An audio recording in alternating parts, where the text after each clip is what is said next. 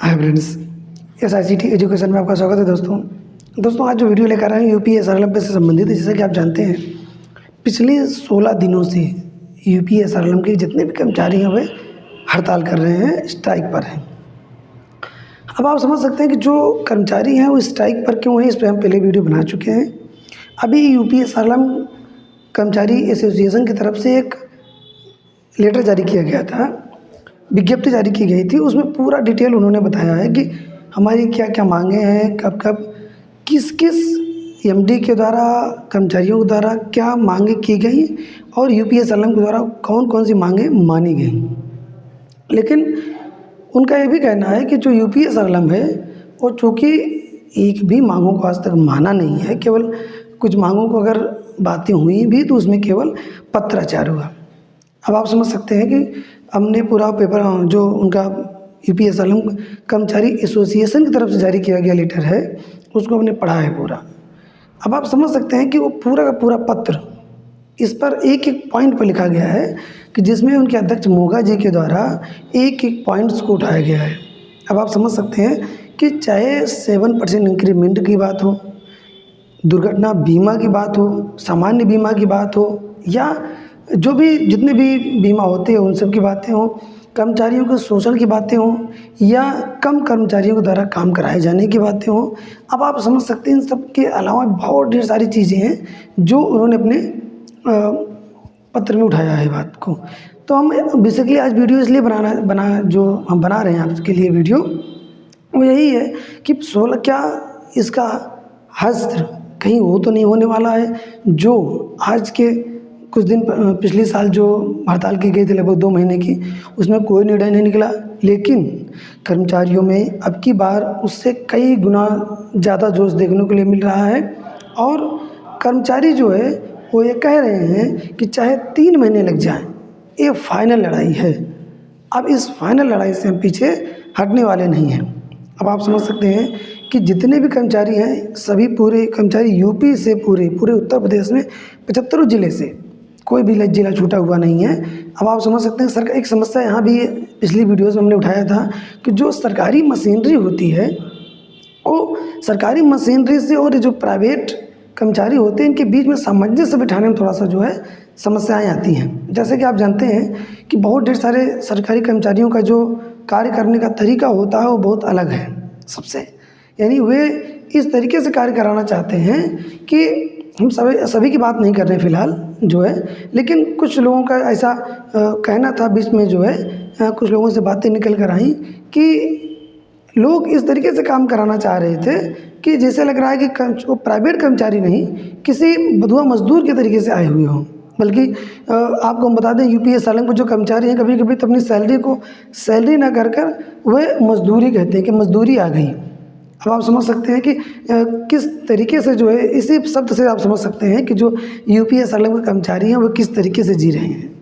यानी UP SRLM अन्य राज्यों में भी यही प्रोजेक्ट चल रहा है, जैसे MP हो गया, बिहार हो गया, राजस्थान हो गया, तो यहाँ पर भी कर्मचारी हैं। लेकिन वहाँ के कर्मचारियों के वेतन वृद्धि से लेकर मेडिकल क्लेम से लेकर जो भी चीज़ें हैं वे सभी लागू हैं।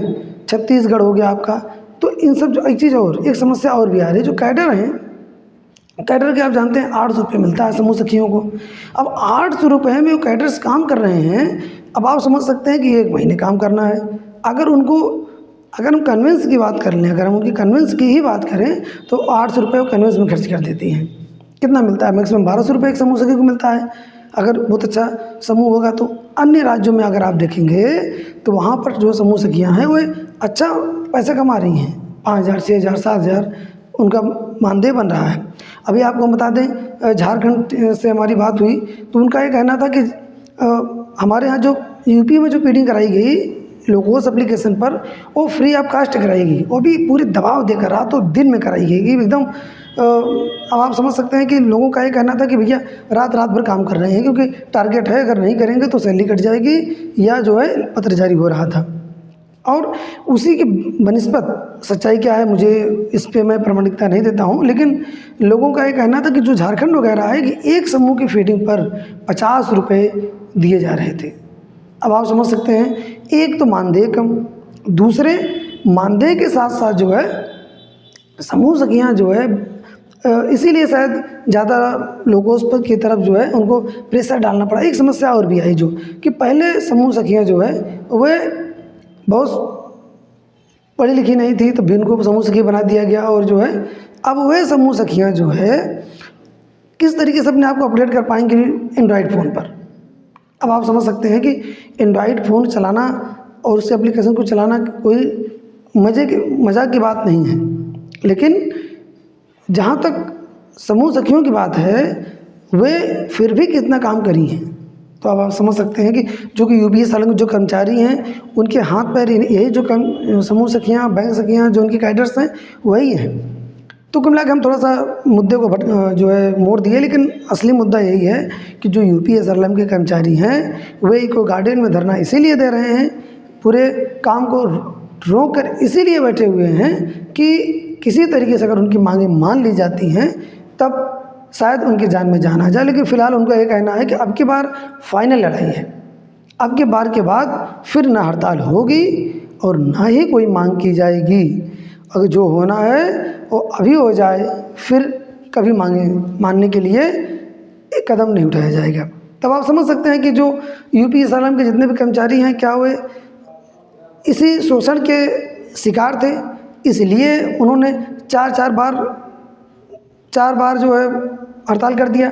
फ़िलहाल दोस्तों हम आपको बताना चाहेंगे कि यूपीएसआरएल खास करके उत्तर प्रदेश का जो एसआरएल है, स्टेट जो लाइवलीहुड मिशन है, वो इस मोड में काम कर रहा है। ऐसा नहीं है कि सरकार और उनमें अंतर है, क्योंकि सरकार भी वही, और एक बात और भी होती है कि कहने वाला क्या रहा है। अब आप समझ सकते हैं कि 10 साल 12 सालों में फाइलें नहीं चल पा रही हैं, लोगों का ही कहना है। उनके अध्यक्ष मोगा जी का ही कहना था कि जो फाइलें बढ़ाई गई यूपीएसआरएल की तरफ से वो त्रुटिपूर्ण थी। यानी कहने का मतलब ये हो गया कि वह फाइलें ही इस तरीके से बनाई गई कि वे ऊपर के जो अधिकारी हैं, आईएएस लेवल के जो अधिकारी हैं, जो शासन बैठे हुए अधिकारी हैं, वे उस फाइल को जो है अप्रूव करेंगे, ये दूर की कौड़ी थी, दूर की बात थी। क्यों? इसलिए दूर की बात थी क्योंकि फाइल ही बनाकर इस तरीके से ले जाई गई कि उसमें त्रुटियां थीं। तो अब आप समझ सकते हैं कि क्या कहीं यूपीएसआरएल ही तो नहीं दोषी है। फिलहाल के लिए देखना है कि आगे क्या होता है, जो भी अपडेट्स होंगे आपके लिए लेकर आते रहेंगे। लेकिन अभी आपको हम बताना चाहेंगे कि यूपीएसआरएल का जो धरना है, प्रदर्शन है, वो कंटिन्यू चल रहा है और शायद लंबा खींचेगा अगर मांगे उनकी मानी नहीं गई तब। फिलहाल के लिए अभी सभी ज़िलों से जो भी कर्मचारी हैं वे डटे हुए हैं पूरी तरीके से इको गार्डन में, और वहीं पर उनके जो है खाने बन रहे हैं। अब आप समझ सकते हैं खाने बन रहे हैं रातों दिन। इस विकट ठंड में सभी कर्मचारी वहाँ पर जुटे हुए हैं इसी मांग को लेकर कि शायद भविष्य उज्जवल हो जाए। लेकिन अभी क्या है कि इनका भविष्य अंधकारमय ही है। बहुत से कर्मचारियों ने छोड़ भी दिया। आप जानते हैं कि जब किसी को इंक्रीमेंट नहीं होगा और भी चीज़ें नहीं होगी तो क्या मतलब है वहाँ जॉब करने का।